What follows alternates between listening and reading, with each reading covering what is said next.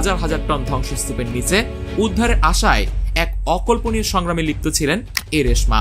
৪৫ minute ধরে তাকে জীবিত উদ্ধারের ঘটনা সরাসরি সম্প্রচার করা হয় টেলিভিশনে। এই তরুণীর বিস্ময়কর উদ্ধারের কাহিনী সারা বিশ্বের গণমাধ্যমে তুমুল আলোড়ন সৃষ্টি করেছে। তবে আলোচিত এই রেশমার ঘটনা, এটি কি প্রকৃতপক্ষে সত্যি, নাকি এর পিছনে রয়েছে অন্য কোনো রহস্য? ১১ই মে ২০২৪ বহুল জনপ্রিয় প্রথম আলোর নিউজ চ্যানেলের রেশমা একটি সাক্ষাৎকার দেয়।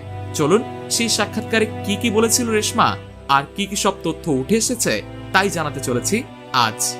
তিনি বলেন, ভাবিনি আর কোনোদিনও পৃথিবীর আলো দেখতে পাবো, সেই স্মৃতি ভুলতে পারিনি।